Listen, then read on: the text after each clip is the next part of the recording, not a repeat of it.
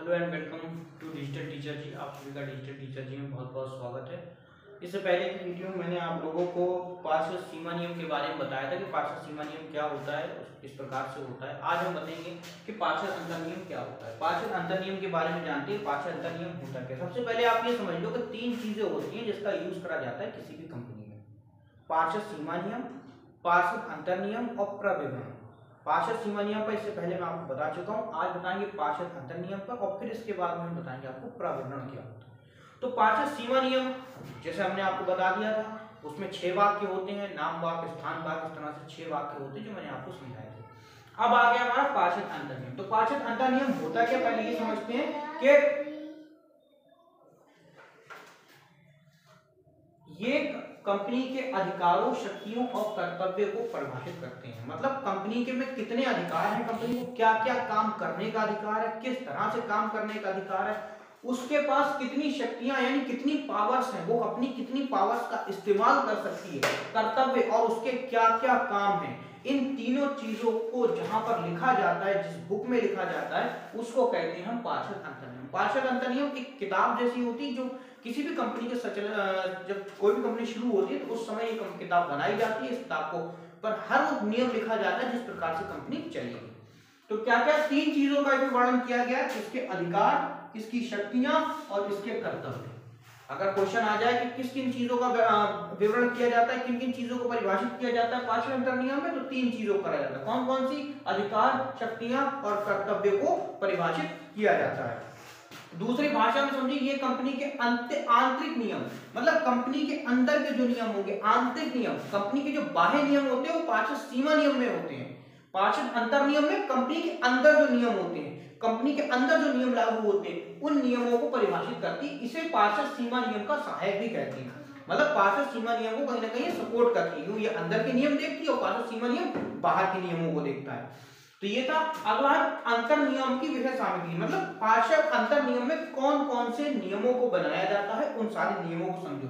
तो सबसे पहला है अंशों को विभाजन और सदस्यों का अधिकार। मतलब शेयर को किन किन के लोगों में विभाजित किया जाएगा, कहां कहां बांटा जाएगा और उनके कितने सदस्य होंगे, उनका अधिकार क्या होगा, इसके बारे में हम पार्षद अंतर नियम में बताया जाता है। दूसरा, अंशों पर याचनाएं, यानी अंशों पर अलॉटमेंट या याचनाएं किस प्रकार मांगी जाएंगी, कॉल किस प्रकार करी जाएगी, फर्स्ट कॉल करी जाएगी, सेकंड कॉल करी जाएगी, थर्ड कॉल करी जाएगी, आवंटन और उनका आवंटन किस प्रकार किया जाएगा, इसके बारे में भी पार्षद अंतर नियम में ही लिखा होता है। दूसरा, अंशों पर प्रमाण पत्र देने का अधिकार। अंश जो कोई भी व्यक्ति अंश खरीदता है तो हम उसको अंश का प्रमाण पत्र देते हैं। वो प्रमाण पत्र किस प्रकार दिया जाएगा, उसकी क्या विधि होगी, किस प्रकार दिया जाएगा, वो पार्षद अंतर नियम में लिखा होता है। अंशों के हरण तथा पुनर्निर्माण, अंशों को किस प्रकार हरण किया जाएगा। हरण करने का मतलब जब कोई अंशधारी अपने अंशों का भुगतान नहीं कर पाता तो क्या करते हैं, उसका हरण कर लेते हैं। तो हरण किस प्रकार किया जाएगा, उसको दोबारा फिर से कैसे इशू करा जाएगा, इसकी विधि भी पार्षद अंतर नियम में दी हुई होती है। दूसरा, इसके बाद पांचवा क्या, अंशों के हस्तांतरण। मतलब अंशों का हस्तांतरण का मतलब ये होता है कि मेरे पास अंश थे, मैं तुम्हें देना चाह रहा हूं, तो अंशों को एक व्यक्ति से दूसरे व्यक्ति तक कैसे ट्रांसफर करा जाएगा, उसकी विधि भी जो होती है पार्षद अंतर नियम में ही लिखी होती है। अगला है, दो याचनाओं के बीच कितना समय होगा। जैसे मान लो आपने अलॉटमेंट की दी, अलॉटमेंट के बाद आपको फर्स्ट कॉल देना है, तो कंपनी ये डिसाइड करती है कि अलॉटमेंट लेने के बाद फर्स्ट कॉल लेने में हम कितना टाइम लगाएंगे। तो ये इन दो याचनाओं के बीच कितना समय होगा, इसके बारे में पार्षद अंतर नियम में ही लिखा होता है। अगला, अंश पूंजी के पुनर्गठन की विधि। मतलब जो अंश है हमारे, उसकी जो पूंजी है, जो हमारी कैपिटल है, शेयर कैपिटल है, उसको किस तरह दोबारा गठित किया जाएगा, इसके बारे में भी पार्षद अंतर नियम में लिखा होता है। अगला, प्रारंभिक अनुबंधों की पुष्टिकरण की विधि। जो प्रारंभिक अनुबंध है उनको किस प्रकार पुष्टिकृत किया जाएगा, इसकी विधि भी पार्षद अंतर नियम में दी होती है। अगला, न्यूनतम अभिधान क्या होगा। न्यूनतम अधिदान और अधिकतम अधिदान पढ़ा था आपने अंशों में, तो न्यूनतम अभिधान किस प्रकार होगा, इसके बारे में पार्षद अंतर नियम में दिया होता है। अगला, अभिगोपनों का कमीशन। जो अभिगोपन होते हैं हमारे, अभिगोपकों को कितना कमीशन दिया जाएगा, किस प्रकार कमीशन दिया, किस प्रकार उसके कमीशन का भुगतान किया जाएगा, अंशों में किया जाएगा, ऋणपत्रों में किया जाएगा, कैश में किया जाएगा, उसके बारे में भी हम पार्षद अंतर नियम में पढ़ते हैं। अगला, अंश पूंजी में कमी और वृद्धि। हमारी जो शेयर कैपिटल है उसमें कमी किस प्रकार हम करेंगे और उसको किस प्रकार बढ़ाएंगे, इसके बारे में भी हमें पार्षद अंतर नियम में बताया जाता है। अगला, ऋण संबंधी नियम। हम किस प्रकार लोन लेंगे, उस लोन का ब्याज किस प्रकार होगा, कहां से लोन लेंगे, ऋण पत्रों को निर्माण करके लोन लेंगे, मार्केट से लोन लेंगे, उनके नियम कैसे होंगे, उन नियम के बारे में बताया जाता है। सभाओं की विधि और सदस्यों का मताधिकार, सभाओं मतलब कितनी मीटिंगें रखी जाएंगी और उन मीटिंगों में किन किन सदस्यों को बुलाया जाएगा, उन सबके बारे में इसमें दिया होता है। अगला क्या, लाभांश की घोषणा, मतलब जो शेयर होता है उस पर प्रॉफिट किस प्रकार दिया जाएगा, उसको किस प्रकार घोषित किया जाएगा और उनको भुगतान कैसे दिया जाएगा, कैश में करा जाएगा, अंशों में करा जाएगा, ऋण पत्रों में करा जाएगा, ये देखना पड़ता है। अगला है हमारा संचालकों की संख्या तथा नियुक्ति, संचालक मतलब कितने संचालक मंडल में कितने संचालक होंगे और उनकी नियुक्ति किस प्रकार की जाएगी, उनको किस प्रकार रखा जाएगा। दूसरा, संचालकों की योग्यताएं क्या होगी, मतलब क्वालिफिकेशन क्या होगी, किस क्वालिफिकेशन के होंगे। दूसरा, उनका वेतन कितना होगा, उनको कितनी तनख्वाह दी जाएगी, इसके बारे में भी पार्षद अंतर नियम में हमें समझाया जाता है। अगला है सार्वभौम मुद्रा और लेखा पुस्तकों को रखने और लिखने की विधि मतलब जो हमारे सार्वभौम मुद्रा होगी, हमारी जो मुद्रा होगी और उसका लेखा हम किस प्रकार करेंगे, मतलब रजिस्टर किस प्रकार रखेंगे, उसको कैसे लिखेंगे और उन पुस्तकों को, उन कॉपियों को, उन पुस्तकों को, उन खातों को किस प्रकार हम रखेंगे, इसके बारे में।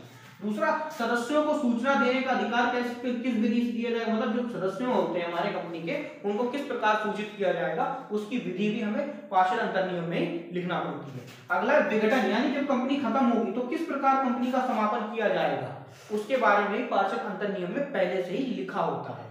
अगला अंकेक्षक, अंकेक्षक कहते हैं ऑडिटर, ऑडिटर की नियुक्ति किस प्रकार की जाएगी, उसका वेतन क्या होगा, इसके बारे में भी इसी में बताया जाता है।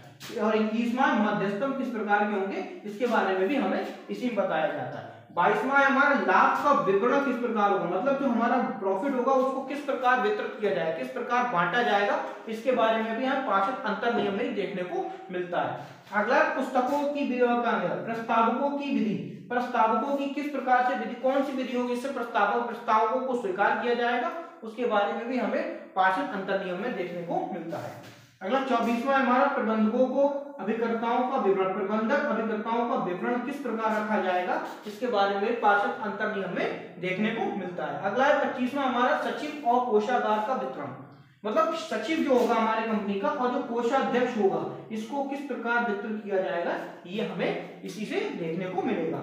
अगला है प्रबंधकों का विवरण, और प्रबंधक किस प्रकार के होंगे, उनका क्या क्या विवरण होगा, उनको कितनी सैलरी दी जाएगी, वो भी हमें पार्षद अंतर नियम में ही देखने को मिलता है। तो ये जितने भी थे 1 से लेकर 26 तक आपकी किताब में भी लिखे हुए हैं, हो सकता है आपके मॉडल में भी हो, इनमें ये आपको 1 से 26 तक याद करना पड़ेगी, क्योंकि क्वेश्चन आता है कि पार्षद अंतर नियम की विषय सामग्री बताओ, तो जब वो ये कहते हैं पार्षद अंतर नियम की विषय सामग्री बताओ, तो आपको ये सारे लिखना पड़ेंगे। वो कम पूछे 10 पूछे, वो कह रहे पार्षद अंतर नियम की 10 विषय सामग्री बताओ, तो इनमें कोई 10 लिख दो, और वो कह सामग्री बताओ, कुछ नहीं कह रहे, तो आपको समझ लो पूरे लिखना है। तो पूरे लिखने के लिए आपको ये सब पूरे लर्न करना पड़ेगा। तो उससे पहले पार्षद अंतर नियम होता क्या है, पार्षद अंतर नियम अगर हम देखें तो क्या होता है, वो क्या होता है, एक सहायक नियम होता है जो पार्षद सीमा नियम का सहायक होता है। इसमें किसका वर्णन किया होता है, 3 चीजों का, अधिकारों, शक्तियों और कर्तव्यों का वर्णन इसमें किया जाता है। इसकी विषय सामग्री इस प्रकार है। तो उम्मीद है आपको समझ में आ गया होगा। इसके बाद मिलते हैं अगली वीडियो में, तब तक के लिए जय हिंद।